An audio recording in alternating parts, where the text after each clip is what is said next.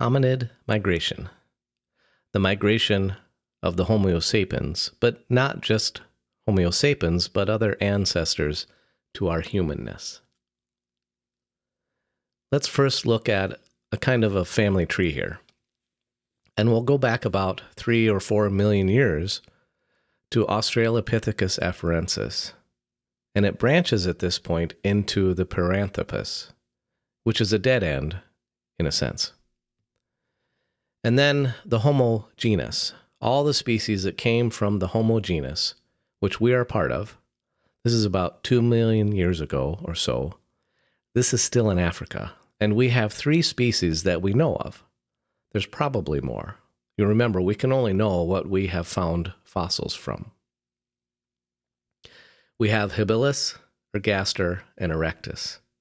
And 2 of those, habilis and ergaster, as far as we can tell from the fossil evidence, died out about 500,000 years or so ago, which is still a really long time. In the grand scheme of things, it's not a really long time, but compared to our history, it's a really long time. Homo erectus is the first species that we have evidence that left Africa. Now, that doesn't mean they were the first to leave Africa. It just means they're the first that we have found evidence of such migration. And they lasted a really long time, from about 2 million years ago to about 300 or 400,000 years ago. That's a really long history, much longer than all the other human ancestors, and certainly longer than we've been here. They migrated into what is now China in East Africa, that we know of based on fossil evidence. They might have gone to other places too. Then there's another species that's been found and named Homo antecessor, and that was for a couple 100,000 years. In Spain and Ethiopia, it's been found again, but could be elsewhere as well. Then there's a bit of a gap. We have Homo heidelbergensis, and this is more in Europe. It is thought to have existed for about 500,000 years, and that overlaps with Neanderthalensis, which is a couple 100,000 years of existence.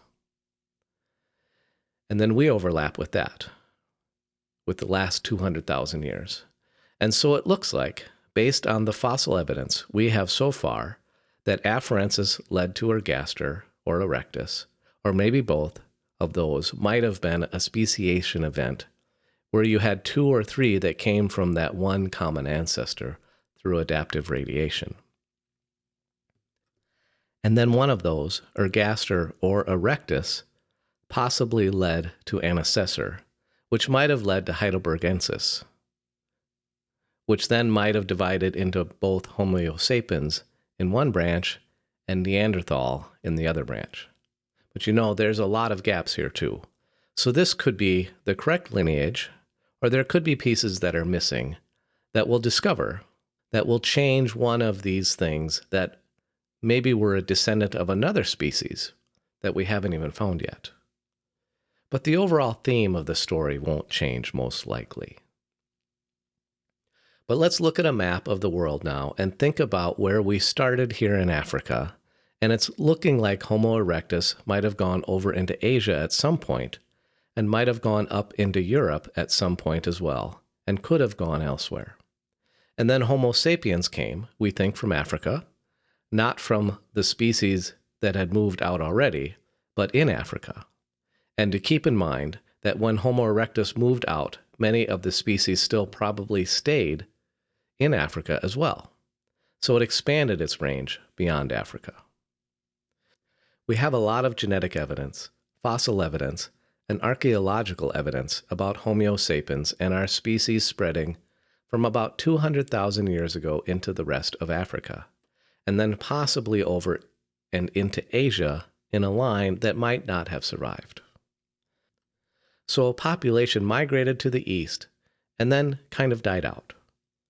But then other migrations after that, maybe 60,000 years ago or 80,000 years ago, spread up through Israel into the Middle East, and then over into Asia and down into Australia, and then up into Europe and up into Northern Europe, and then across what is now Russia and then across into the Americas. And that all began probably 60 to 80,000 years ago and then spread over that time.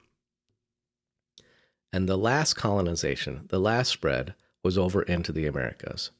And there's debate about this. There's some evidence that would indicate it was probably as recent as 15,000 years ago. However, there's more recent evidence that shows some modern human evidence as long as 30,000 years ago down in South America, which means they would have had to have come through North America much longer ago than many Western scientists originally thought. Somewhere around 60 to 80,000 years ago is when we came out of Africa and then spread throughout the rest of the globe over a period of about 20 to 30,000 years.